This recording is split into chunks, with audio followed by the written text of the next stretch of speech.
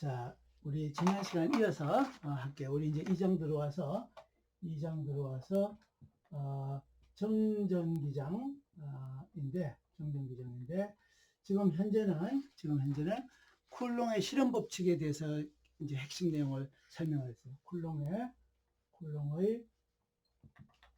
experimental law에 대해서 설명을 했어요. 근데 어땠냐 하면 전기장이 사실은 뭔가 하면 고정전하 상호간의 작용 같은 것으로 이해하면 좀 쉬운데 이랬어요. 여기 이렇게 이제 공간이 있는데 X축, Y축, G축 이렇게 있어요. 네, 3차원 공간이에요. 3차원 공간 이렇게 있는데 이제 뭐라고 했는가 하면 붙박이로 있는 근원전하, 전기장을 만드는 근원전하가 여기에 이렇게 있는데 여기에 QS에 쿨롱이라고 하는 전하량을 띄고 근원전하가 있어요. 그죠? S는 소스 차지라는 뜻에 S를 붙였어요. 그래서 여기 있는 위치를 이렇게 원점에서부터 가는 이 벡터를 R 프라임 벡터라고 표시하고 있어요. 원래는 소스가 있는 점, 그래서 R 벡터에 S 이렇게 표시했는데 RS보다는 뒤에 가서 다른 문자들을 바꾸는 과정에서 R 프라임 더 쉬울 거라고 해서 이렇게 하기로 했어요. 그 다음에 이제 여기 원점인데, 그 다음에 이제 얘가 일종의 근원전에 전기 바람을 막 내고 있는 녀석이에요. 그 다음에 요 어디엔가에 이 전하에 의해서 만들어진 전기장에서 영향을 받는 시험 전하가 이렇게 여기 있어요. 요게 R 벡터가 QT가 있는 점이야. 쿨롱을 띈. 근데 요 QT가 있는 점을 일종의 관측점이라고 할게요. 관측점. 여기는 근원 전하가 있는 점이야. 근데 이제 R 프라임이라고 하고 R이라고 했는데 요 좌표는요. 요거부터 먼저 할게요. 좌표는 P인데 직각 좌표계로 X, Y, G 형태로 주어질 수도 있고, 또 P인데 로, 파이, G 형태로 원통 좌표계 형태로 주어질 수도 있어요. 또 어떤 것도 있을 수 있는가 하면 P인데 R, 세타, 파이 형태로 구좌표 형태로 줄 수도 있어요. 그러니까 여러분들한테 뭔가를 한 문제를 가지고 테스트할 때는 이런 변환 과정도 한꺼번에 넣어서 문제를 테스트하는 일이 시험을 보거나 이해도를 측정하기는 훨씬 더 좋아요. 일단은 내가 특별히 얘기하지 않고 했는데 오늘은 요 관측점은 P라고 표시한 포지션은 좌표로 XYG로 주어질 수도 있고 로 파이G로 주어질 수도 있고 R 세타 파이로 주어질 수도 있는데 이제 나중에는 직각 좌표가 아닌 경우에는 원통 좌표계하고 구좌표계를 직각 좌표계로 변환해야 되는 경우도 있을 수 있다 하는 걸 전제로 얘기한 거나 마찬가지예요. 근데 여기 근원 전하가 있는 지점은 예를 들면 P 프라임이라고 하면 X 프라임, Y 프라임, G 프라임의 형태로 직각 좌표계의 형태로 주어질 수도 있고요. 그 다음에 P 프라임인데 로 프라임, Y 프라임, G 프라임 형태로 원통 좌표계 형태로 또 주어질 수도 있고, 또 다르게는 R, 세타, 파이에 해당하는 구좌표계 형태로 주어질 수도 있어요. 그러면 내가 필요할 경우에는 그걸 변환해서 써야 되는데, 지난 시간에 얘기한 것 중에서 아직 남겨놓은 게 요거 이제 좌표 변환하는 것도 필요할 때 해야 되는 거를 경험해야 되는 거예요. 그래서 지난번에 뭐 했냐면, 그러면 요 벡터는 여기 두 개 사이의 상호작용을 다루는 건데, 특히 여기 QT에 작용하는 힘을 F 벡터의 R이라고 하면 뉴턴의 형태로 표시되는 얘는 뭐라고 했냐, 한 번 더 반복해서 설명하고 넘어갈게요. 얘는 뭐랬냐면 첫 번째는 QS에 비례하고 QT의 크기에도 비례하고, 그 다음에 여기에 있는 위치 R 프라임도 작용하고, 여기 관측점에 해당하는 벡터 R 벡터도 작용하는데, 요 R 프라임하고 R 벡터는 실제로는 어떤 형태로 작용하는가 하면 요 지점하고 요 지점하고 차이, 거리 또는 방향까지 작용하는 이렇게 표시되는 R 벡터가 더 중요하다 그랬어요. 그래서 요거는 R 벡터를 정의해서 R 벡터 마이너스 R 벡터 프라임 하면 되는데, 요렇게 쓴 거나 여기 R 끝점이 R이면 R 벡터를 음의 값으로 당겨서 이렇게 합성을 하면 요거하고 똑같은 까만 벡터가 나오는 거예요. 그죠? 음의 값으로 반대 방향으로 가는 걸 해서 합하는 걸 과정을 거치는 건데, 그렇게 굳이 안 하고 요 점에서 이렇게 당겨가면 요게 R 벡터가 된다, 이렇게 되겠어요. 그 다음에 또 뭐가 작용한다 그러냐면 매질의 영향도 있는데, 매질의 영향은 주로 뭐 가지고 나타낸다 그러냐면 유전상수 페럿 퍼 베타에 해당하는 유전상수가 반영될 거라 그랬어요. 그죠? 그래서 이걸 가지고 이제 계산해서 우리가 그래프도 그리고 여러 가지 실험 법칙에서 어떻게 쓸 건가 하는 걸 했는데, 그래서 마지막으로 수식으로 정리하니까 어땠냐면, 그 다음에 또 뭐다? 얘하고 상호작용이라 하면 바로 이 QT가 밀려나거나 당겨오거나 하는 것에 의해서 결정되는 건데, 그 작용은 인력이거나 또는 반발력인 형태가 되는데, 그 반발력 어떻다냐면 인력인 경우에는 QS하고 QT를 곱한 값이 0보다 적을 때, 그러면 QS하고 QT를 곱한 게 0보다 적다는 얘기는 뭐예요? 서로 다른 부호일 때라는 얘기예요. 그죠? 그 다음에 반발력일 때는 언제인가 하면, 청력인 경우는 QS하고 QT를 곱한 값이 양의 값일 경우, 양의 값이라는 얘기면 QS, QT가 서로 같은 부호면 밀어내고 다른 부호면 당기는 인력이 작용한다, 이런 거예요. 그죠? 얘가 이렇게 가는 거. 그럼 그걸 나타내려고 그러면 인력인 경우에는 요 방향이 뭐라고 생각하면 되는가 하면 요 R 벡터하고 같은 방향 벡터 AR 벡터의 인력은 당겨오는 거고 청력은 밀어내는 거니까 요 반발력인 경우가 AR이 되도록 하면 되고, 요 인력은 마이너스 AR 형태로 앞에 마이너스가 나타나도록 하면 되는 거니까, 요걸 정리했더니 어떻게 되냐면 F 벡터는 관측점 언제든지 바뀔 수 있는 거예요. 그죠? 이제 관측점이 바뀌는 근원전환 붙박이로 있고, 그러면 얘는 뉴턴의 단위를 가지는데 거리의 제곱에 반비례하고 QS의 크기에 비례하고, 여기 거리 나뉘네. 크기는 거리의 제곱에 반비례하더라. 그죠? 그래프를 또 R분의 1도 해보고 R제곱분의 1도 해보고 R3승분의 1도 해봤더니 R제곱분의 1에 비례하더라. 이렇게 된 거였어요. 그죠? 그 다음 QS에 비례하고 QT에 비례하고, 그 다음에 인력이거나 반발력의 형태로 작용한다는 게 요 AR 같은 거예요. 그죠? 그래서 이 앞에 크기를 계산했더니 크기부터 하기 전에 그러면 방향까지 하면 QS하고 QT를 곱해서 양의 값이면 자동으로 AR 방향이 나오고, QS하고 QT하고 곱해서 음의 값이면 마이너스 AR 방향이 자동으로 나오는 거니까 인력 반발력도 반영된 식이에요. 그죠? 그랬더니 개수를 계산했더니 4파이 입실론 분의 1 이렇게 하니까 이제 쿨롱 포스로 마무리가 됐다는 말이에요. 그죠? 이게 실험 법칙이에요. 실험 법칙. 그러면서 이런 얘기를 했어요. 자, 그러면 QT는 내가 이제 테스트 사진은 거기에 어떤 녀석이 오는지를 계산하면 되는데, 요 QS는 요 근원전환은 지금 현재로서는 점전화라고 얘기했는데 실제로는 어떤 것일 수도 있겠냐면 X축, 이제 Y축, G축인데 근원전화가 지금은 저 점인데 실제로는 점의 형태가 어디였던 점이라고 생각하면 되냐면 이렇게 하는데, 요 지점의 한 점의 양이 QS라고 그래도 되는데, 이런 형태로 분산전화 또는 분포 전화인 경우에는 다르게 쓰는 게 좀 필요하다. 그죠? 요 QS 대신에 뭐를 쓰면 되는가 하면 요 조그마한 조각이 작용하는 게 얼마인지를 다 따로 계산해서 합쳐주면 되는 거죠. 그죠? 그러니까 요게 DQS인데, 요 지점의 위치를 R 벡터의 프라임이라고 하면 요 조각이 여기에 미치는 힘, 여기 QT가 여기 있고 여기 R 벡터다. 그죠? 그러면 어떻게 하면 되는가 하면 분산 분포 전화인 경우에는 요 작은 조각들을 따로따로 계산해서 요 녀석이 여기 미치는 힘 계산하고, 그 다음 조각 미치는 거, 요 조각 미치는 거, 요 조각 미치는 걸 다 벡터 합을 하면 된다. 그죠?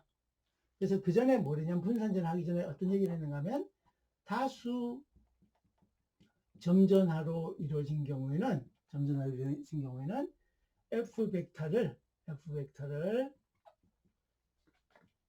각각의 점전하들이 작용하는 힘을 따로따로 계산한 다음에 i번째 얘를 다 합쳐지면 된다. i 이퀄 1에서부터 n까지. 근데 그때 fi는 작은 조각이 미치는 힘은 여기에 4파이 입실론분의 1에 r의 제곱분의 qs의 i번, qt는 똑같고 ar도 그러면 i, 여기 ri 이렇게 반영해주면 입실을 반영해서 이렇게 계산 넣으면 되는 거예요. 그럼 이거는 그냥 썸메이션 한다는 얘기는 띄엄띄엄 떨어진 디스크리트한 점전화들인데 이렇게 연속적인 분포인 경우에는 어떻게 생각하면 되는가 하면 이 작은 조각이 DQSR''에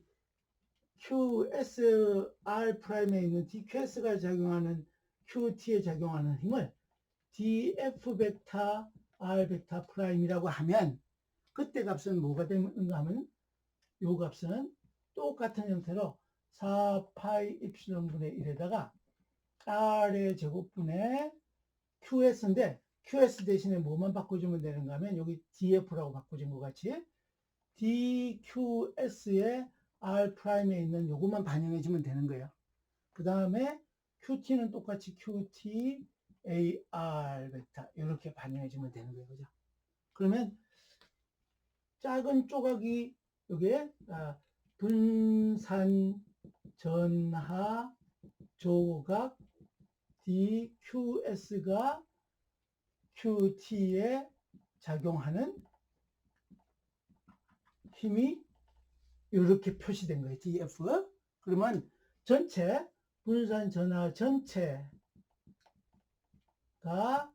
QT에 작용하는 힘을 어떻게 하면 될 건가 하면 우리 다수의 점전화가 됐을 때는 서메이션 기호를 써서 따로따로 계산해서 더하면 되는데 얘는 연속적인 분포 전화인 경우는 바로 F 벡터는 어떻게 하면 되는가 하면 F 벡터는 지금 계산은 DF 벡터가 이제 R 프라임 썼는데 R 프라임을 뭐도 갖고 있는가 하면 관측점에 해당하는 정보도 같이 갖고 있어요. 그래서 R 프라임하고 R이 모두 관계되는 이런 항인데 얘를 어떻게 하면 되는가 하면 다 합친다는 얘기 뭐에 대해서?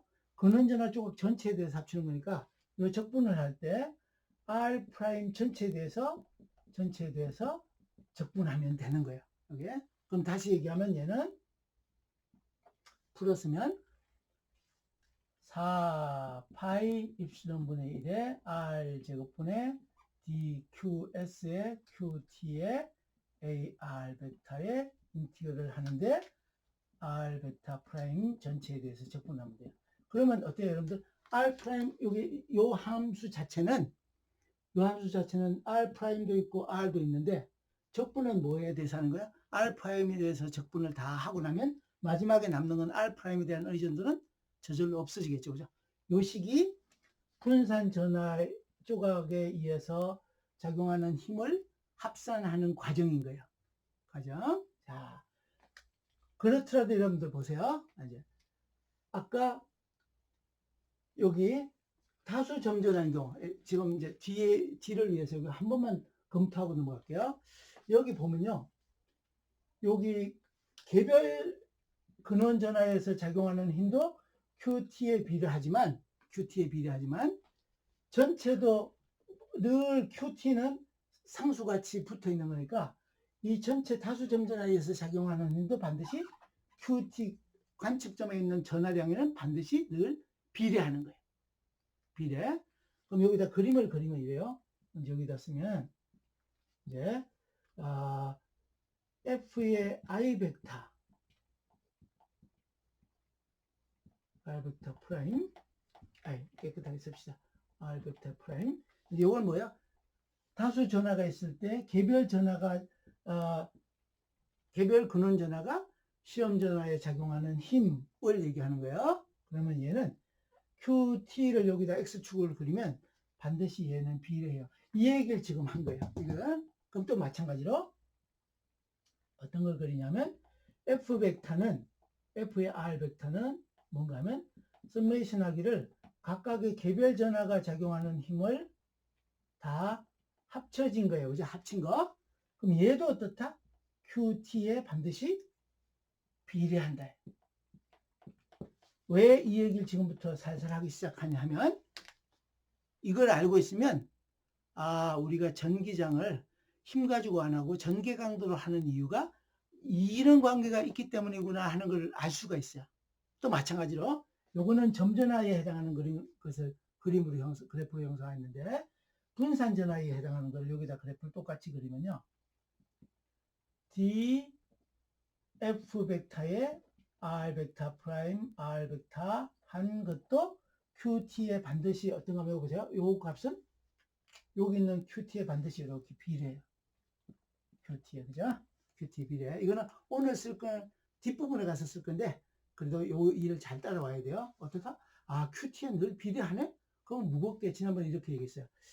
내가 순차적으로 어떻게 갈지를 얘기하면서 qt까지 들고 다니면 무거워. 이게 아까 여기 들어 QSB라고 QTB라고 관측점, 근원전화점, 그 다음에 매질에 의해서 의존하는 걸 다 하고 있는데 먼 거리 갈 때는 옛날에 집신 보쌈 개나리 보쌈 지고 갈 때는 눈썹도 빼놓고 간다 그런 얘기를 했어요. 그래서 그같이 요 QT를 빼놓고 가고 싶은 거예요. 이 짐이 되니까 하나라도 더 들고 다니면 힘드니까. 그래서 빼내는 근거, 빼낼 수 있는 근거, 요약해서 빼낼 수 있는 근거가 이런 이유 때문인 거예요.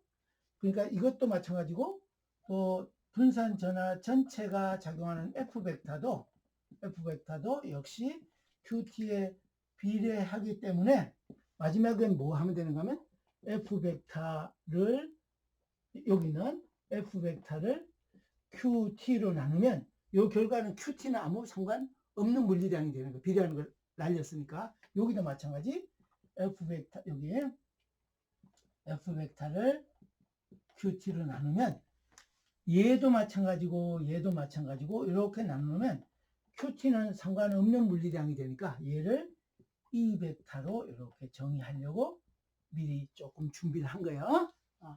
요 그래프의 의도를 잘 알고 있어야 돼요. 예? 자, 그런데 이제 지난 시간에 이런 것까지는 살짝 했는데 그럼 분산 전하에 대한 얘기를 조금 더 해야 돼요. 그럼 지금 얘기했듯이 이렇게 돼 있는 선전하도 있고 또 어떻게 있다 그랬는가 하면 여기 칼라를 바꿔볼까요? 근원전하 이제 칼라로 이렇게 바꿨어요. 이렇게 있는 면의 형태로 되어 있는 것도 있어요. 면의 형태. 얘는 면전하예요. 우리가 뒤에 가서 다루게 되는 게 선전하도 다루게 되고 면전하도 다루게 되고요. 또 어떤 경우에는 이번에는 까만 걸로 할까요? 네, 빨강 또 다른 빨강. 이렇게 생겨있는 입체로 되어 있는 것 같은 이런 입체 형태로 되어 있는 분산 전하가 있을 수도 있는 거야. 분산 전하 옹기종기 모여있는 거. 마치 우리 구름 둥둥 떠다니는 것 같은 걸 머릿속에 그리면 요거 같은 거 생각하면 돼요. 이거는 종이장 같은 거에 전하가 붙어 있는 거야. 우리가 이제 그런 상황을 많이 접하게 돼서 미리 요걸 정리하는 거야. 입체 전하. 이런 거야. 그러면 선전하든지 면전하든지 입체 전하든지 DQS를 어떻게 표시할 거냐 하는 게 중요하고 그것만 알면 요거 계산은 쉽잖아요. 그죠? 요거 DQS만 잘 알면 뭐 계산할 수 있다? DF 벡터를 계산할 수 있고 요거 적분하면 뭐가 되는 거다? 적분하면 F 벡터가 되는 거라서 요 일을 지금 지난 시간에 못하고 남겨둔 요 얘기를 하려고 그래요. 자, 그래서 이렇게 할 거예요. 이제 늘 하던 대로 그럼 오늘 진행을 어떻게 할 거냐 하면 먼저 첫 번째로 오늘 다루게 되는데 DQS하고 DQS가 선전할 때 하고 면전할 때 하고 최적전할 때 어떻게 하면 되는지를 설명하고요. 두 번째는 이제 우리가 이제 전기장을 좀 느껴야 돼. 느끼고 직관을 기는 전전기장의 정전기적 힘에 관련되는 것을 직관을 기를 수 있는 직관력을 기를 수 있는 예를 몇 개를 들 거예요. 예를 그게 끝나고 나면 이제 어떻게 할 건가 하면 요거는 우리가 마지막에 정전기적 힘은 여기대로라면 정전기적 힘까지 들고 다니면서 힘을 미리 뺄 필요가 없어요. 우리의 힘을. 그래서 어떻게 하는 게 좋은가 하면 요거보다는 F 벡터가 아까 보니까 F 벡터가 QT에 비례하는 거니까 QT를 F로 나눈 QT로 나눈 얘를 E 벡터라고 표시할 텐데 얘에 관한 것을 정의하고요. 정의하고 의미하고 응용에 관련되는 거 요거를 설명을 할 거예요. 여기에. 근데 여기서 중요한 것은 이제 방사방향이라는 용어가 나올 거예요. 방사방향 용어. 그래서 이것도 요걸 얘기하면서 전개 강도에 대한 요거를 이제 전개 강도라 그럴 텐데 요것도 한 다음에 또 역시 직관력을 기르기 위해서 직관력을 기르고 이해하는 전자기장, 느끼는 전자기장, 안 어려운 전자기장이 되기 위해서 예를 몇 개를 들어줄 거예요. 예를. 그래서 이렇게 진행하면 이제 그렇게 어렵지 않게 전기장을 들어갔어요. 지금 오늘은 좀 어려울 텐데 요전에 DQS보다 더 전에 0번 뭘 할 건가 하면 아까 우리 여기 전기장에 보면 R 벡터가 나오고요. R이 나오고 R의 크기에 해당하는 R이 분모에 나오고 그 다음에 AR이 나오는데 요거에 관련된 얘기를 조금 더 한 다음에 DQ에서 얘기를 할게요. 자, 뭐 할지 요거 왼쪽 메모해 놨다 그죠? 오늘 진행하는 순서요.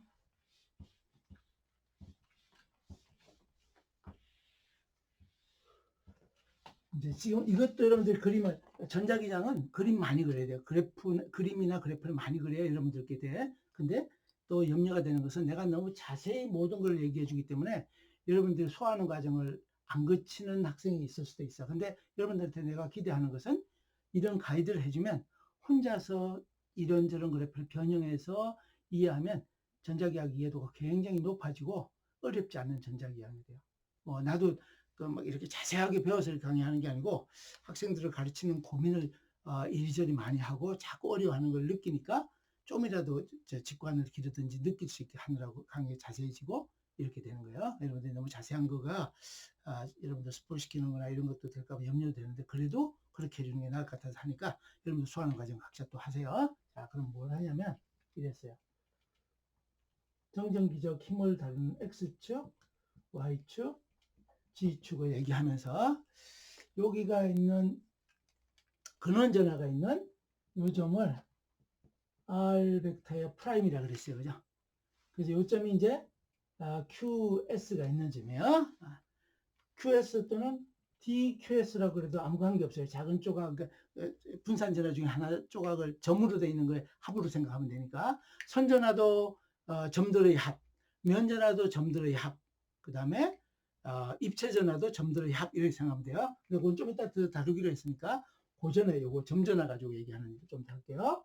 근데 QS가 있는 위치를 내가 뭐라고 했냐면 좌표를 직각좌표계로 쓰면 X 프라임, Y 프라임, G 프라임이라고 아까 일부러 써줬어요. 한번 미리. 그 다음에 또 뭔가 하면 원통좌표계로 쓰면 P 프라임이 로 프라임, Y 프라임, G 프라임 이렇게 쓸 수도 있어요. 그 다음에 또 뭐를 쓸 수도 있는가 하면 부좌표계로 R 프라임, 세타 프라임, 파이 프라임 이렇게 쓸 수도 있어요. 여기 파이하고 여기 파이는 같은 거예요. 그죠? 자, 그런데 요거에다가 이렇게 오는 R 벡터가 있는데 여기에 뭐가 있는 걸 염두에 되냐면 QT가 있는 것을 염두에 뒀는데 여기 오면 QT는 여기 어디였어요? 전기장으로 오면 여기 3번에 해당하는 건데 전기장으로 오면 QT는 없고 위치만 설정을 하는 거예요. 그렇더라도 어쨌든 이 과정에는 필요한 거라서 QT 청색이 좀 잘 안 나와요. 인데 요걸 계산하는 과정을 보니까 뭐가 아까 필요하다고 했는가 하면 이렇게 가는 과정 R 벡터가 필요해요. R 벡터가. 근데 QT가 있는 요점을 R 벡터가 되는 요점을 원점에서부터 어느 점인가 하면 요점은 X, Y, G로 직각좌표의 형태로 주어질 수도 있고요. 또 P의 로, Y, G 형태로 주어질 수도 있고 또 P의 R, 세타, 파이 형태로 주어질 수도 있어요.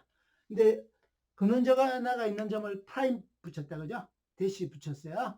시험 전화가 있는 점을 우리가 앞으로 더 많이 다룰 거라서 점 찍는 거를 줄이기 위해서 근원 전화가 있는 게 프라임 붙고 관측점 또는 관찰 지점이 되는 요 점의 부호를 프라임을 뺐어요. 여기 R 프라임도 마찬가지. 자, 그러면 이랬어요. 이제 여기에서 정전기적 힘이 F 벡터 R이 4파이 입실론 분의 1에 R의 제곱분의 QS의 QT의 AR 이렇게 되는데요. 실제로는 이제 요 R은 뭔가 하면 요걸 계산하려면 R은 R 벡터를 찾아와야 그 크기를 가지고 얘기하는 건데 R 벡터의 크기는 다르게 얘기하면 뭐예요? 시험 전하고 근원 전하의 거리예요. QS와 QT 사이의 거리가 R에 해당하는 거예요. 그죠? 뜻은 거리의 제곱에 작용한 힘이 반비례한다. 거리가 멀어지면 급격하게 그 작용한 힘이 줄어든다. 이런 거예요. 그러니까 거리가 2배가 되면 정전기적인 작용이 4분의 1로 준다. 이런 거죠. 사실은. 자, 그 다음에 또 AR은 뭔가 하면요. AR은 인력이나 반발력을 나타내는 방향 벡터라고 그랬는데 방향 벡터는 땡기거나 미는 거라니까 요 R 벡터하고 나란한 방향이에요. 그죠? AR 벡터는 어떻게 정했냐면 R 벡터는 크기가 1이 아닐 수 있으니까 R의 크기로 나눠주면 되는 거예요. 그죠? 요게 AR 벡터 또는 인력이나 반발력을 나타내는 또는 힘의 방향을 나타내는 단위 벡터예요. 단위 벡터. 그런데 일부러 이걸 갖고 와서 여러분들한테 설명하는 이유는 이제 요걸 조금 더 변형하면 어떻다는 뜻이기도 한가 하면요. 요 R이 R분의 1 이렇게 되니까 4파이 입실론 분의 1에 R의 3승분의 QS, QT의 R 벡터 이렇게 쓸 수도 있는 거예요. 그죠? 요거 R 벡터를 AR을 R분의 1로 하면 그렇다고 얘가 R의 3승에 반비례한다. 이건 아니에요. 요거예요. R의 제곱에 반비례하는 거예요. 자, 그런데 이 모든 과정에 그러면 반드시 여러분들이 뭘 계산해야 되는가 하면 R 벡터를 찾아와야 되잖아요. 그죠? R 벡터를. 그러면은 R 벡터는요. 이제 R 벡터는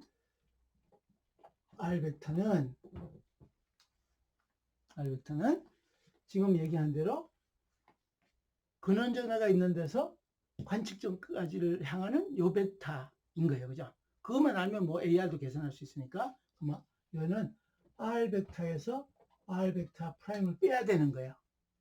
근데 경우에 따라서는 직각좌표계로 주면 제일 쉬워요. 직각좌표계로 주어지면 얘는 어떻게 하면 되는가 하면 X, Y, G에서 X 프라임, Y 프라임, G 프라임에 해당하는 것을 차이를 찾아오면 돼요. 또 좀 더 자세히 얘기하면 얘는 어떤 뜻인가 하면 요 X, Y, G라고 하는 것은 X, A, X 방향으로의 좌표, Y 방향으로의 좌표, G 방향으로의 좌표, 요거를 나타내는 거예요. 그죠? 이거를. 근데 여기에서 뭘 빼냐면 요걸 빼잖아요. 그죠? X 프라임의 AX 더하기 Y 프라임의 AY 더하기 G 프라임의 AG 이런 뜻이에요. 그러면 얘는 바로 X-X 프라임의 X축 방향 성분, Y-Y 프라임의 AY축 방향 성분, G- G 프라임의 AG 벡터 성분이니까 요걸 빼는 게 이렇게 간단하게 된 이유는 뭔가면 얘도 X축하고 직각좌표에서는 위치에 관계없이 얘 벡터하고 얘 벡터가 다 같아서인 거예요. 크기만 X 프라임 X로 달라지는 거지.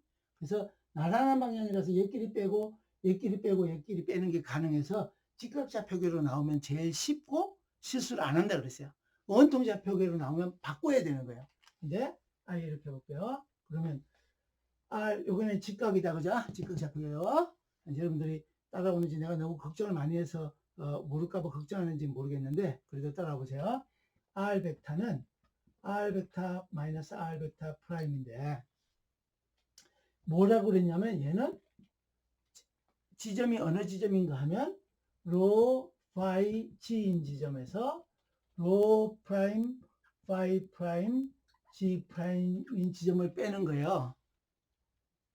빼는 거죠? 그러면 여러분들 틀린 대로 계산하면 틀린 대로 얘 틀리는 거 한번 하는 거예요. 로 빼기 로 프라임의 A로 더하기 파이 빼기 파이 프라임의 A 파이 더하기 G 빼기 G 프라임의 AG 이렇게 쓸까봐 내가 걱정을 하는 거예요. 그러면 여러분들이 여기 내가 표기 안 했는데 얘가 단위가 뭐여야 되냐면 메타의 단위가 돼야 되고 요 각각의 항이 다 메타의 단위를 가지는 거리의 단위가 돼야 돼요. 그죠? 얘 거리의 단위예요. 얘도 거리의 단위고 얘도 거리의 단위고 그죠? 근데 여기도 그걸 체크를 해야 되니까 얘도 반드시 두 지점의 크기는 거리고 방향은 요 두 선을 연결하는 방향하고 같은 거니까 여기다 굳이 표시할까요?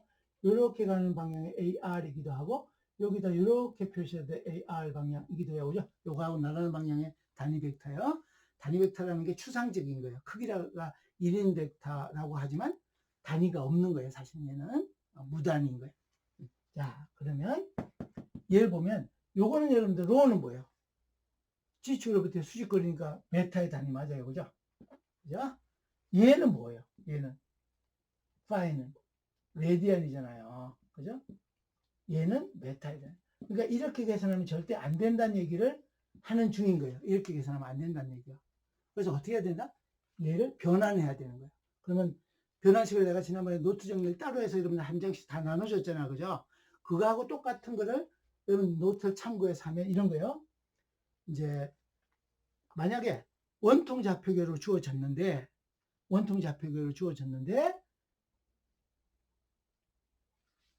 이 R 벡터를 계산해야 된다. 그죠?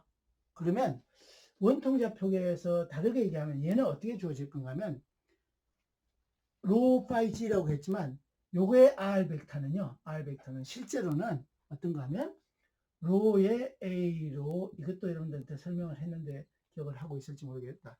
더하기를 G의 AG이고요. 이런 거 해보세요. X축, Y축, G축이에요. 그러면 요 점이 있는데 요 점이 이렇게 가는 R 벡터예요. 그죠? 그러면 여기서 이렇게 내리고 내려서 이렇게 내리면 요게 로이고 요게 G 좌표예요. 그죠? 그러면 요 벡터는 어떻게 표시하면 되는가 하면 요렇게 가는 벡터에다가요. 요렇게 가는 벡터에다가 이렇게 가는 벡터를 더해주면 되는 거예요. 그러니까 이런 거죠. 다시 얘기하면 요렇게 가는 벡터에다가 요게 뭐예요?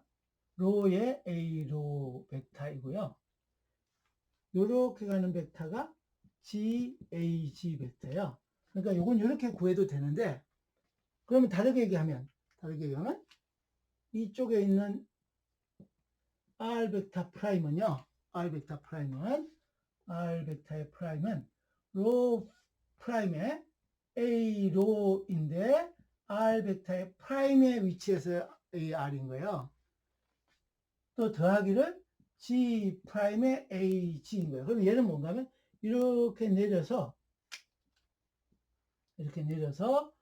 요점을 다시 X축으로 수직으로 내리고 Y축으로 수직으로 내려서 한 값에 해당하는 요게 로 프라임이고 요 높이가 G 프라임인 거야. G 프라임. 그러면 또 이것도 이렇게 하면 안 된다고 얘기했다. 그죠?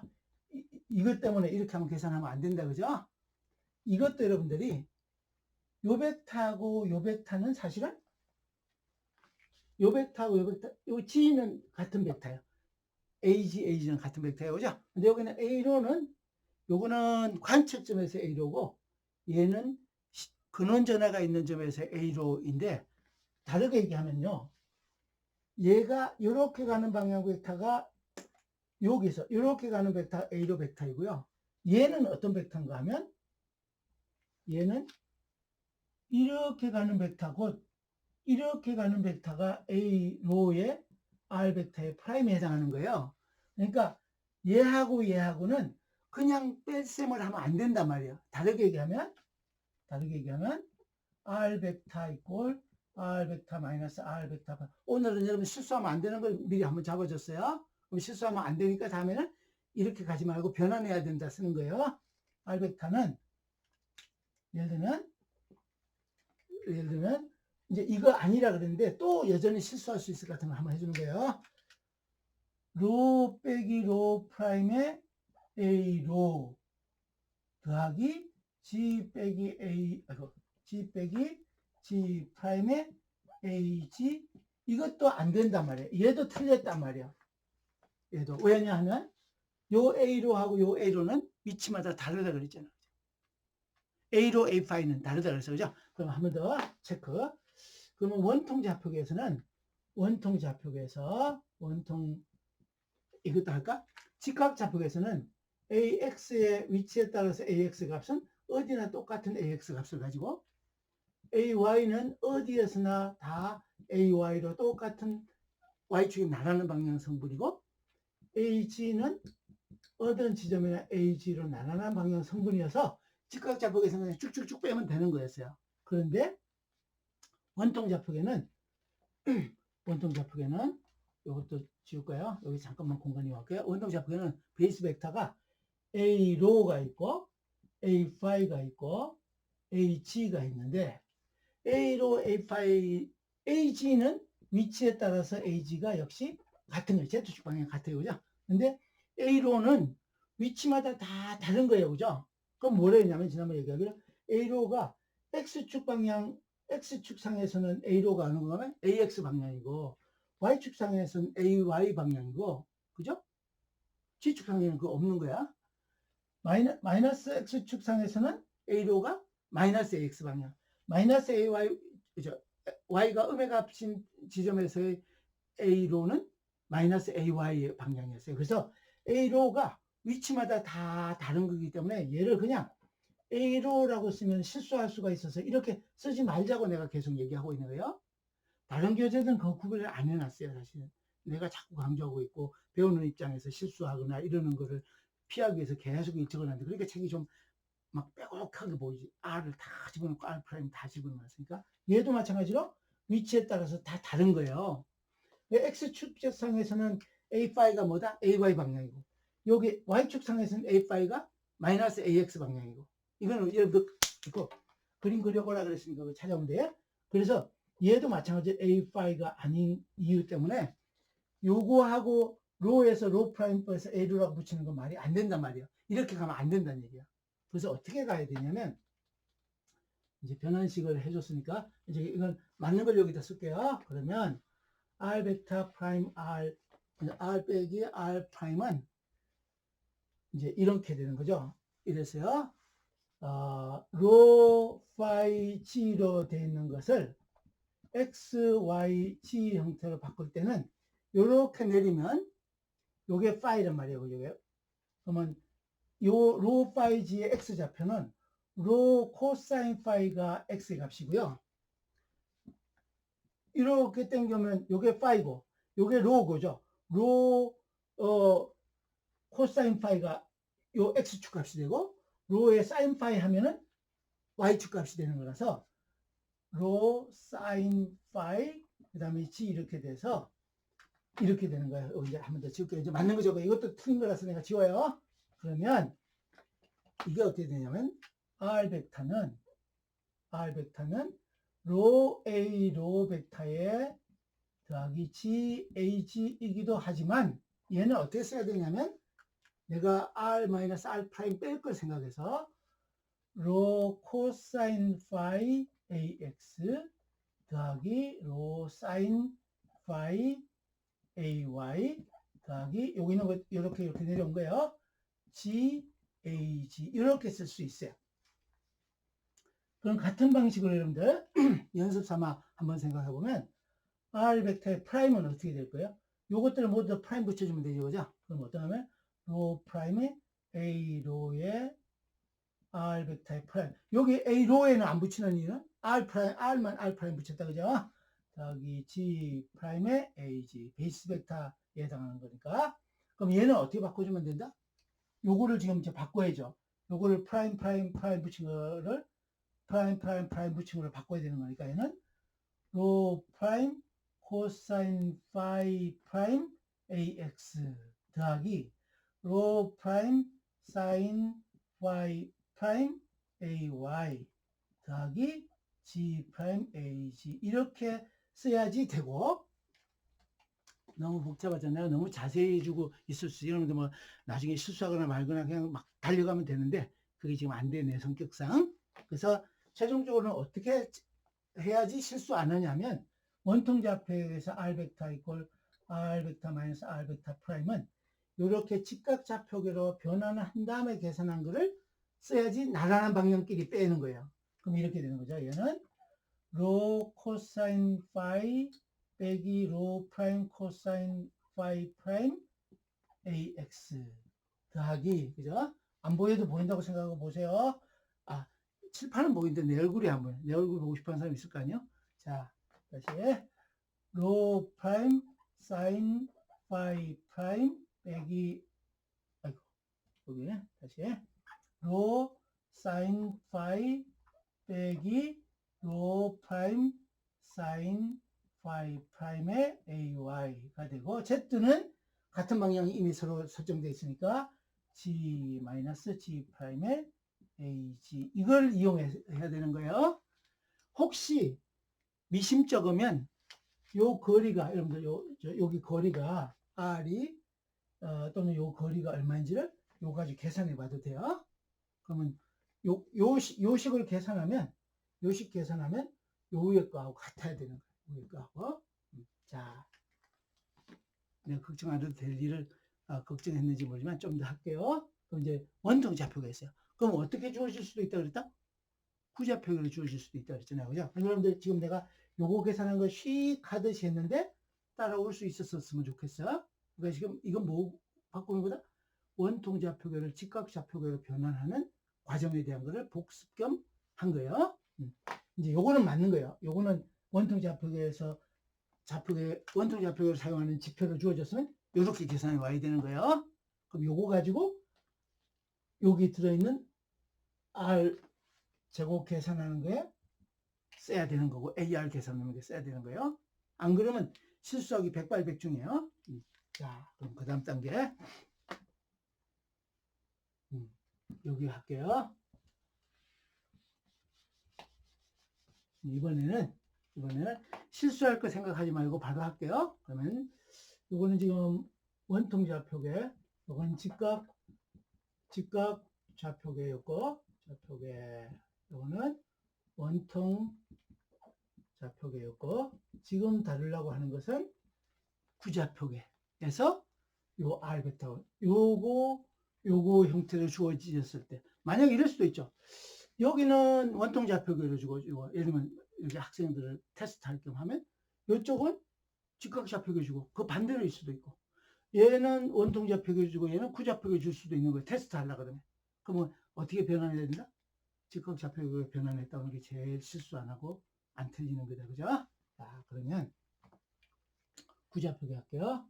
구좌표계 여러분들이 이제 다룰 때 이것도 한번 생각해 봐야지. 이렇게 있는데 X축, Y축, Z축이에요. 그죠? 그럼 내가 이렇게 해서 요 점이 요게 R 벡터예요. 파란색으로 갈까요? 청색으로. 여기 R 벡터고, 그 다음에 이쪽으로 있는 게 R 벡터의 프라임이에요. 그죠? 요 까만 게 R 벡터예요. 이게 R 벡터라고 했다. 그죠? 그런데 사실은 요 벡터는요, 원통 구좌표에서 R 벡터는 어떻게 나타내면 되는가 하면 바로 여기서부터 이렇게 향하는 거니까 크기는 R이고 방향은 원점으로 뒤에 방사 방향 AR 벡터인데 위치에 따라 달라지는 이렇게 표시하고요. R 벡터 프라임은 마찬가지로 요거의 크기 R 프라임에다가 AR 방사 방향 이렇게 받고 향하는 AR의 R 베타 프라임을 하면 돼요.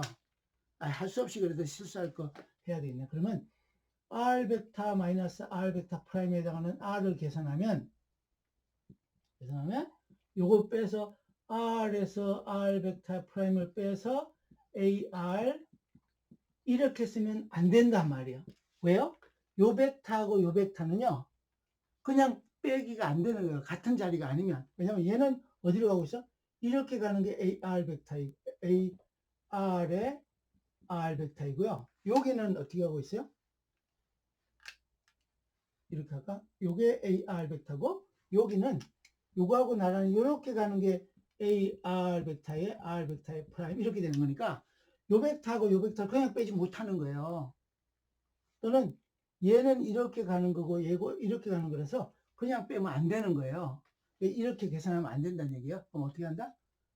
얘를 다시 직각좌표계로 계산해야 되는데 구좌표계를 여러분들 쉽게 이해하는 방법은 구좌표계를 살짝 원통으로 갔다가 원통으로 가면 원통에서 직각으로 가는 건 또 쉬워요. 직각으로 변환하는 거 쉬우니까 이렇게 하면 돼요. 자, 여기가 요 크기가 R이에요. 그죠? 요걸 이렇게 내리면 여기 만나는 요 거리가 뭔가 하면 요 거리가 로예요. 그죠? 요 거리. 그럼 요 사이각이 세타야. 세타. 그럼 로는 어떻게 되냐면 구좌표에서 원통좌표로 오면 로는 R 사인 세타 계산하면 요 길이 나와요. 그죠? 여기에다 이렇게 하면 G는 뭐가 되냐면 G는 바로 나와요. 여기 저 원통으로 할까? 원통 좌표에서 G는 어떻게 하면 돼?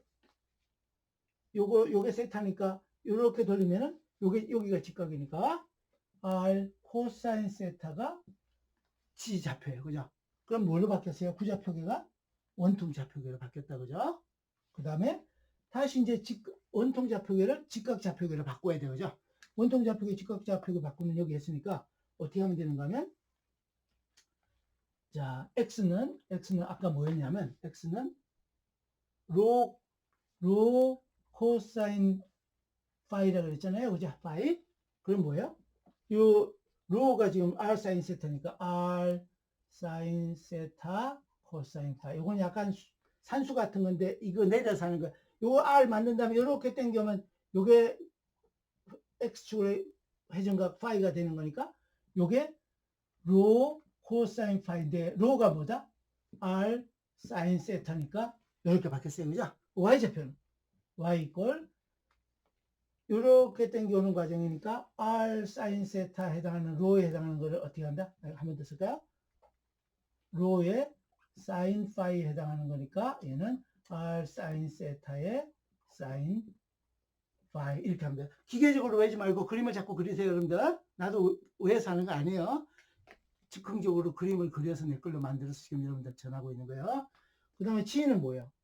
X 만들었고 Y 만들었고 G는 자동으로 여기 얘기한 대로 R 코사인 세타라 그랬으니까 요거 활용하면 되죠. 그럼 이게요. 이제 여기로 이걸 지워갖고 올게요. 그러면 후좌표계에서는 어떻게 될 건가 하면 R 베타를 나타내는 것의 구좌표계를 직각좌표계로 바꾼 것은 요거 R 사인 세타 코사인 파이의 AX 더하기 여러분들 아까 얘기했다 로 구좌표계를 원통으로 바꾼 다음에 직각으로 가는 걸 하면 아주 머리가 쉽게 돌아가요. 야, 막 사인 코사인 막 어떻게 하지? 그게 아니고 그림 그리세요. 그림. 요 길이가 R이야. 그럼 이 사이각이 요거야. 그럼 이렇게 돌리면 코사인 되는 거고 이렇게 돌리면 요 Z 값이 나와도 코사인 치면 되고 요 길이는 요 길이하고 같은 로가 되는데 이렇게 돌리면 사인 세타 하면 되는 거니까 로 사인 세타 하면 R 사인 세타 하면 로가 나온 거예요. 자, 그러면 다시 여기 빨간 것하고 파란 거 한 거 다 이해해야 돼. 그 다음에 R 사인 세타가 로에 해당하는 거니까 거기다 사인 파이 하면 AY가 되고요. 더하기 G는 뭐라 그랬다? R에서 코사인 돌리면 되는 거니까 R 코사인 세타 AG 이렇게 하면 되는 거죠. 이게 R이에요. R 프라임은 뭐 그냥 쉽죠, 그죠? R 프라임은 이제 프라임 쭉쭉쭉 붙여주면 되지. 이쪽에 있는 거 내려서 돌아가면 되는 거 원통으로 바꾼 다음에 그러면 R 프라임 사인 세타 프라임 코사인 파이 프라임의 AX 더하기 R 프라임 사인 세타 프라임 사인 파이 프라임. 근데 이거 한번 거쳐야 돼. 이걸 써야 되기 때문에 일장에서 복잡하게 좌표계 하고 막 벡터 따지고 방향 따지고 이랬단 말이에요. 더하기 R 프라임, 아이고, AY가 빠졌네.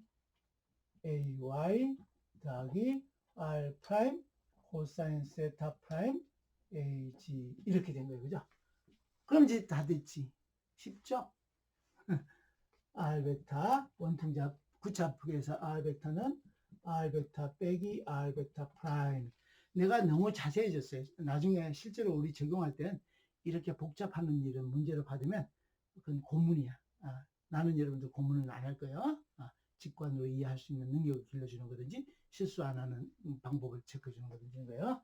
얘는 이제 항목별로 AX 항목, AY 항목, AG 항목, 이제는 나란한 방향끼리 덧셈 뺄셈이 가능한 형태로 만들었으니까 얘는 한 번만 더 쓸게요. R 사인 세타 코사인 파이 빼기 R 프라임 사인 세타 프라임 코사인 파이 프라임의 AX 복잡하죠? 더하기 R 사인 세타 사인 파이 빼기 R 프라임 사인 세타 프라임 사인 파이 프라임 한 다음에 AY 그죠? 그 다음에 더하기를 R 코사인 세타 마이너스 R 프라임 코사인 세타 프라임의 AG 이렇게 나와요. 나랑 한번 했어요. 여러분들 이거를 또 하고 또 하게 하는 일은 나도 여러분들 안 하게 할 건데 요 변환 과정에 대한 것만 내가 체크하면 여러분들 할 수 있을 거다 안 할 수 있을 거다 판별할 수 있으니까 이 변환하는 과정은 내가 체크할 수 있는 거예요. 시험에서도 체크할 수 있고 이런 거예요. 여러분들이 요것만 잘 알고 있으면 돼요. 자, 그러면 이제 R 벡터 R 프라임에 해당하는 거 얘기를 하는 일은 요 정도 하고 그러면 이렇게 복잡하게 막 기호를 쓰는데 여러분들 여기다가 이제 구체적으로 원통 좌표계를 줬다 그죠? 원통 좌표계를 로는 2m 그 다음에 파이는 2분의 파이 레디안 그 다음에 g는 1m 뭐 이렇게 주어지면 이거 반영해서 넣으면 되는 거예요. 알겠죠? 이렇게 쓰는 게 가장 일반화해서 쓰는 거니까 이렇게 집어넣어서 계산하는 일을 짝수수분 풀게 하는 일은 여러분들은 안 시킬 거란 말이죠. 많은 책이 그렇게 돼 있어요. 아마도 그것도 좋은 뜻이겠죠. 변환할 수 있는지 없는지 보면 이게 가장 완벽한 계산인 거예요. 계산기에 넣어서 이 수식률 파이 얼마, 로 얼마, 지 얼마 주고 계산하려고 하면 자동으로 계산될 거니까. 근데 과정은 알아야지, 그죠? 어떻게 되는지 알겠죠? 자, 그러면 이제 여기 했으니까 그 다음에 두 번째 주제 DQS에 대한 얘기를 할게요. 여기는 이거 내가 지금 직각좌표계, 원통좌표계, 구좌표계로 주어질 수 있는데 이 쿨롱의 법칙에 쿨롱 포스에 R을 계산하거나 AR을 계산할 때 관측점하고 근원전화를 연결하는 요 벡터가 있다, 그죠? R'에서 R로 향하는 벡터가 있다. 그게 R 빼기 R'이나 마찬가지인데 그걸 계산할 때는 실수하지 않으려면 직각좌표계로 변환하는 것이 필요할 수 있다. 이런 거예요. 알겠죠? 자, 그럼 이제 요거는 지우고 여기 분산 전화에 대한 얘기를 좀 더 할게요.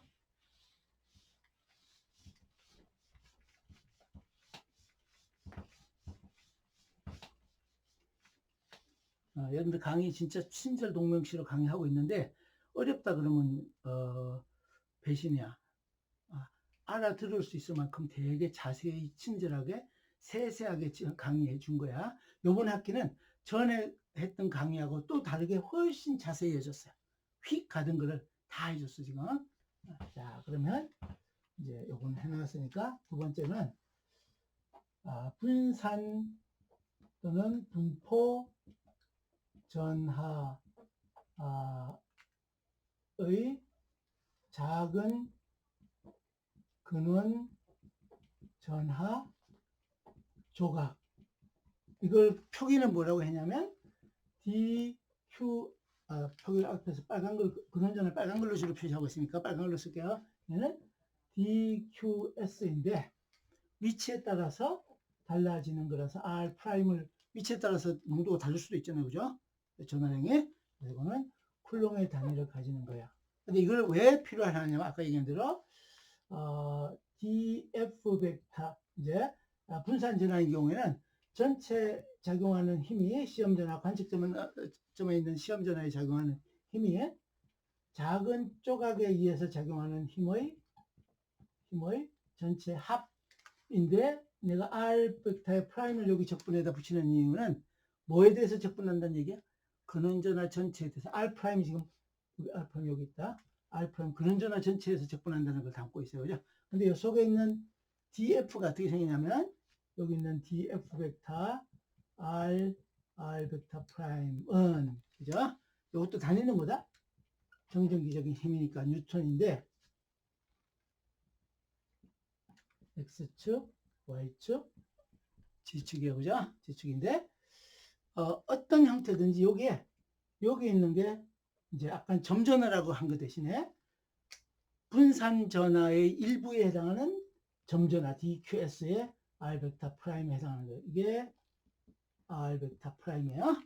그럼 이 조각이 뭐 면으로 되어 있는 것일 수도 있고 선으로 되어 있는 것일 수도 있고 있는데 이 조각이 관측점에 있는 여기 R 벡터의 QT에 해당하는 작용하는 힘은 이렇게 연결하면 여기 작용하는 게 DF 벡터의 R 벡터 프라임인데 요거는 요게 R 벡터예요. 그죠? R 벡터. 그러면 4파이 입실은 분의 1에다가 R의 제곱분의 D 이거 빨간 걸로 바꿀게요.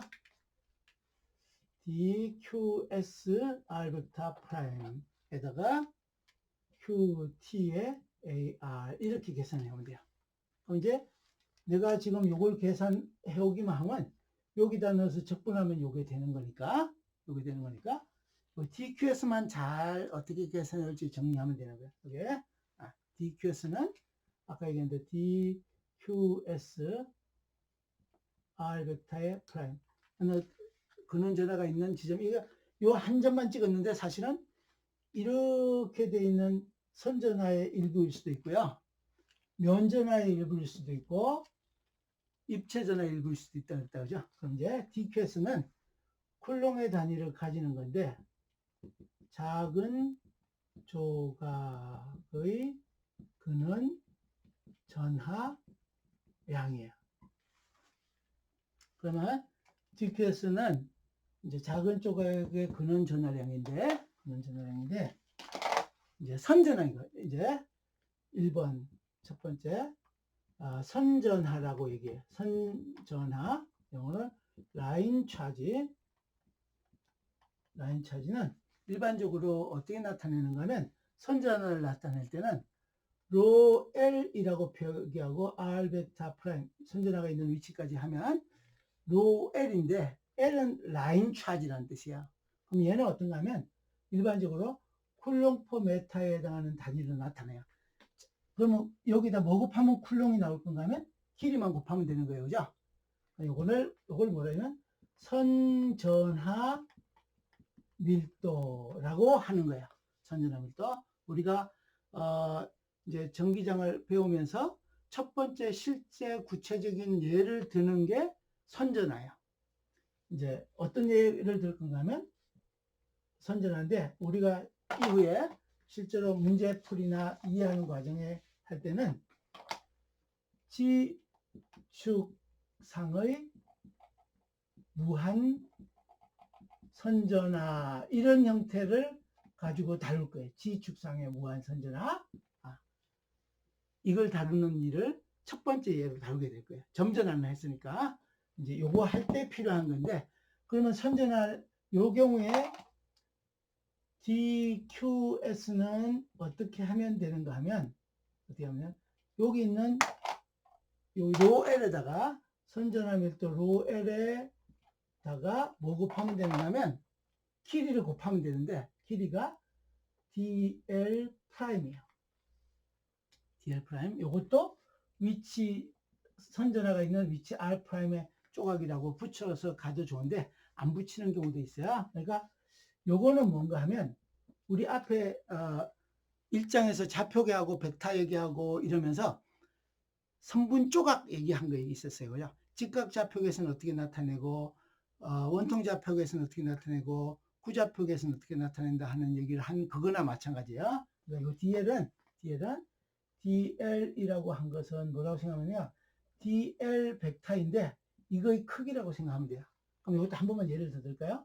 그럼 직각 좌표계에서는 DL 벡터를 뭐라고 나타내냐면 X, DX, AX, DY, AY, DG, AG 이거 다 얘기하려니까 내가 힘들든지 그래서 이건 그냥 이렇게 표기했고 예를 들면 이제 원통 좌표계에서는 DL 벡터 위치에 따라서 D로 A로 벡터 더하기 로 D5 A5 더하기 DG AG 이거는 지난번에 그림 다 그려서 조각내서 다 다뤘던 거예요. 그런 걸 얘기하는 거예요. 구좌표계는 안 적어도 되겠죠. 구좌표계는 그거의 크기를 얘기하는 거예요. 크기. 그러니까 여기 어떻게 하나 선전화 같으면은 선전화 잘랐네. 이제 이렇게 선전화가 이렇게 있으면 여기 있는 전화량이 DQS인데 요 길이가 뭔가 하면 길이가 DL 프라임이에요. DL 프라임. 그러면 요 밀도가 뭔가 하면 밀도가 얼마라고요? 로 L R 벡터 프라임의 쿨롱퍼 메타에 해당하는 거예요. 그럼 이거 한 번만 해놓으면 그 다음에는 선전화 밀도에다 길이 곱하면 되는 거네 라고 생각하면 돼요. 이거는 아주 작은 조각이라고 생각하면 돼요. 그 조각 내에서는 밀도가 균일하다고 느낄 정도로 아주 작은 조각. 여기 이제 선전화는 이렇게 계산해서 여기다 넣으면 되는 거예요. 그래서 계산을 그 다음에 여기다 넣고 이렇게 계산해 오면 되는 거예요. 아직 구체적으로 아닌데 응용은 어디서 할 거다? 뒤에 가서 하게 될 거다. 그럼 이제 선전화에 대해서는 선전화 밀도 얘기도 했고 선전화에 의해서 작은 전화량, 작은 조각에 그는 전화량 얘기를 했고 요걸 여기다 넣어서 힘 계산하고 토탈 힘 계산하는 거 적분해 주면 된다 얘기를 했어요. 그죠?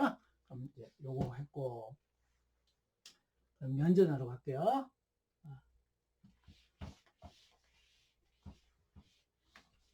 이거 여기 합시다. 여기로 합시다. 어차피 다 못할 것 같으니까 욕심은 많았어요. 저까지 갈 거라고 생각했는데 택도 없어요. 지금 10분 남았는데.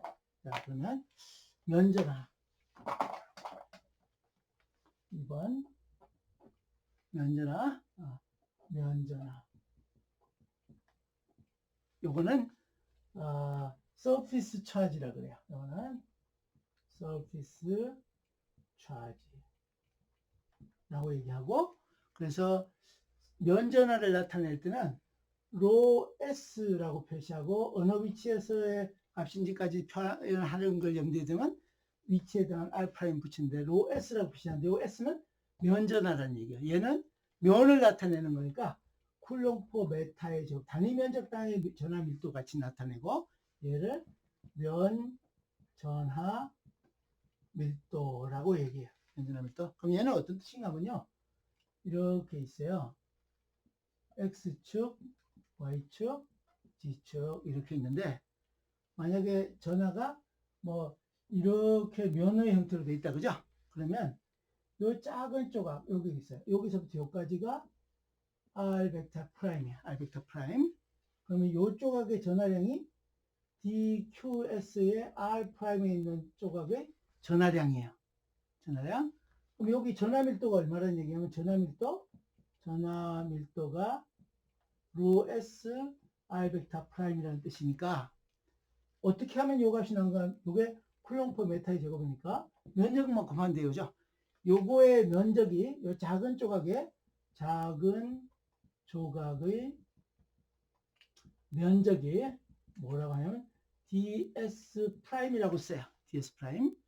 그럼 얘는 또 위치에 따라서 바뀌는 걸 염두에 두면 ds 프라임의 메타의 제곱의 단위를 가지는 거예요. 그러면 여기 면의 조각의 크기고 전하 밀도가 요만큼이고 거기 들어있는 총량이 dqs니까 이때 dqs는 어떻게 계산하면 되는가 하면 면전하 밀도 ρs에다가 ds 프라임을 곱해주면 돼요. 그럼 이걸 어디다 넣는다? 얘를 df 벡터 계산하는 거에 다가 쪽쪽쪽에다가 여기 있는 dqs에다가 넣고 그 다음에 이거 어떻게 하면 돼요? df 벡터를 r 벡터 프라임을 적분해주면 되는 거예요. 그래서 요거는 그렇게 dqs로 계산하면 되는데 요거는 우리 또 어디에 가서 실제로 좀 써먹을 거면 하면 xy 평면의 무한 면전하에 의해서 면전하에 관련되는 걸 다룰 때 요걸 쓸 거예요. 그 다음에 또 이런 형태도 있지만 원통 표면의 전하를 다룰 때도 요걸 가지고 다룰 거예요. 원통 표면. 이것도 많이 다뤄야 되는 내용이에요. 그러면 이제 요 얘기는 내가 안 해도 DS는요. DS도 여러분들 이런 거예요. DS의 프라임의 R 벡터 프라임은 DS 우리 면은 어떻게 나타낸다 그랬어요, 여러분들? 면은 크기가 면적이고 방향은 어느 방향? 면의 수직인 방향이라 그랬어요. 그죠? 그럼 DS 프라임에다가 A의 노멀의 R 벡터 프라임에 이렇게 되는 건데 직각좌표계는 뭐냐면 X축 방향의 수직인 면 Y축 방향의 수직인 면 그 다음에 G축 방향의 수직인 면 이런 형태로 나타낼 수 있다 그랬으니까 요거 크게 구하려고 그러면 여기 벡터 크게 구하려고 그러면 제곱해서 더한 다음에 루트 치하면 되는 거니까 그건 우리 계산하면 되는 거예요. 그죠? 요것도 원통 좌표계도 했어요. 이것도 다르게는 뭐냐면 베이스 벡터를 우리가 정했는데 직각 좌표계나 원통 좌표계나 구좌표계 베이스 벡터 정했는데 베이스 벡터 두 개를 크로스 프로덕트 하면 뭐다? 그 두 개가 이루는 면에 수직인 방향이 나오니까 그 면에 수직인 방향 벡터 나오는 거니까 그런 과정을 거쳐서 하면 돼요. 이것도 마찬가지 X축의 수직인 면이라는 뜻이에요. 그럼 뭐다 이거는? X축의 수직인 조각은 dy, dg가 될 거고요. Y축 방향의 수직인 면은 뭐예요? Y가 안 포함된 dx, dg. 그 다음에 얘는 뭐예요? AG, Z축의 수직인 면은 XY 평면에 관련된 조각이죠. dx, dy. 이렇게 계산해 오는 걸 염두에 두면 별 무리 없어요. 네, 요거 하면 돼요. 그 다음에 입체. 이것도 하는 일은 요거 요 로에스나 여기 로엘이나 로에스는 우리가 여기다 속에다 집어넣어야 되는 DQ에서 계산해 와야 되는 요 속에 들어있는 요거는 로에스나 로엘은 주어지는 거예요. 로에스나 로엘 지금 얘기하는 로 V에 해당하는 것도 주어지거나 알려져 있거나 또는 테스트하기 위해서 살짝 숨겨놓고 찾아오도록 하는 일이 있으니까 다르게 얘기하면 로 V나 요 DQS를 계산하는 로 V나 로 L이나 로 S는 아는 값인 거예요. 아는 값 또는 계산해 올 수 있는 값이에요. 숨겨놨더라도 그걸 염두에 두면 돼요. 그럼 이제 한 주제만 더 할게요. 입체에 해당하는 최적 전하 작은 조각에 그것만 다루고 오늘 아무래도 시간이 거의 끝나가는 것 같아.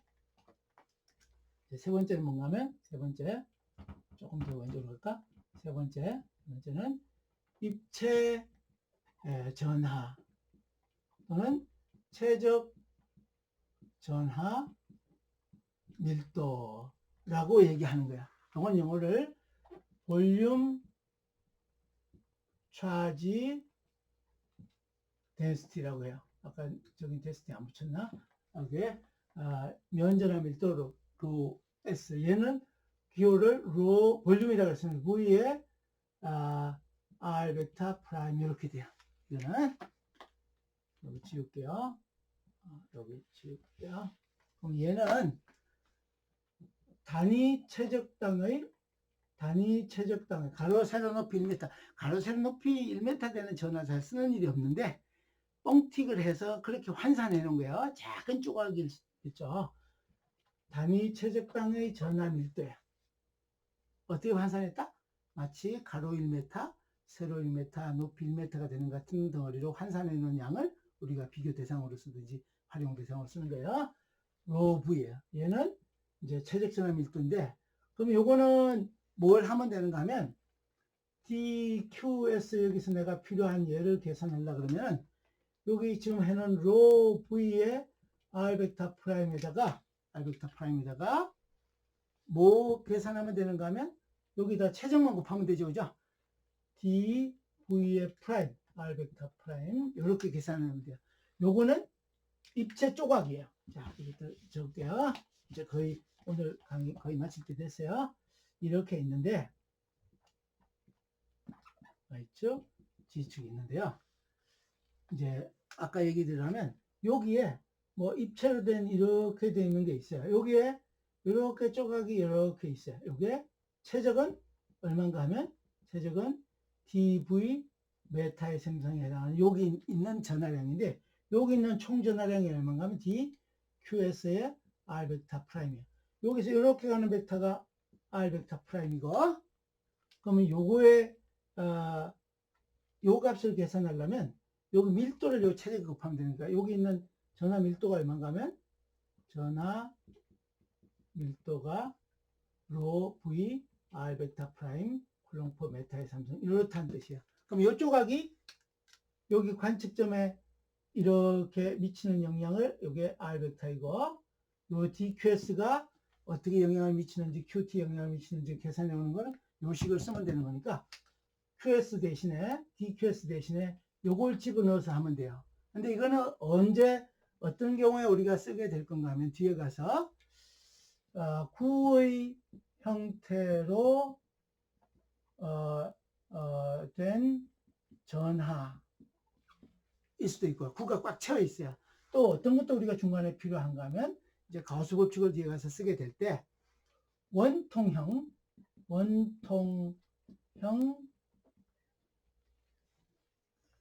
동축선, 원통형 동축 케이블 또는 원통형 동축 전송선이라고 그러는데요.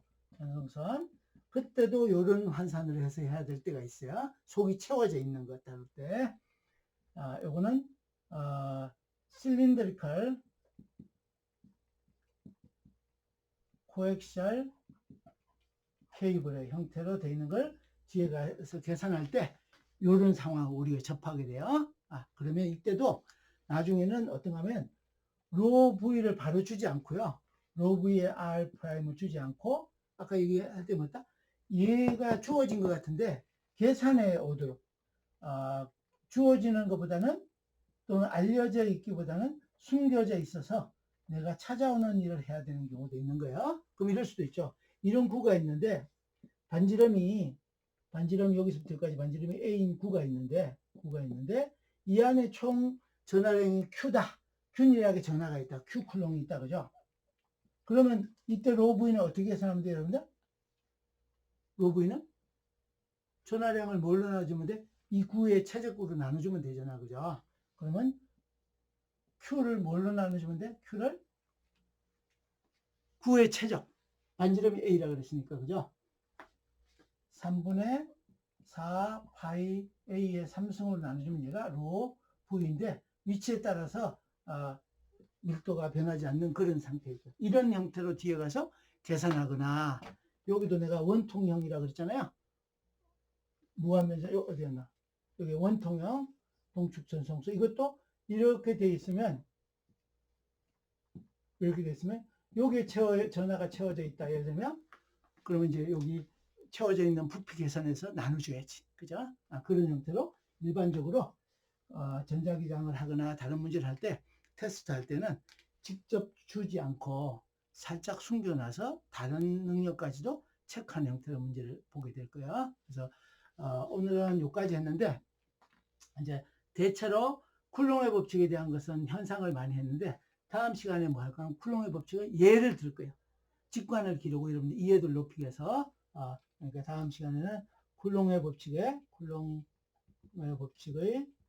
예를 그림으로 이해하는 것을 할 거예요. 직관을. 그래서 핵심은 뭔가 하면 밀거나 당기는 힘인 거예요. 인력이나 반발력. 그러면 인력이나 반발력이라는 얘기는 뭐예요? 두 전하가 상호작용을 한다면 두 전하를 연결하는 선하고 나란한 방향으로 당기거나 밀거나 이고 그 거리의 제곱에 반비례하고 같은 부호면 밀어내고 다른 부호면 당기고 그죠? 그런 얘기를 이어서 하게 될 거예요. 그래서 다음 시간에 쿨롱 법칙의 예를 든 다음에 이제 이 벡터, 전개 강도 벡터로 넘어가는 일을 할 겁니다. 오늘 강의는 여기서 마치겠습니다.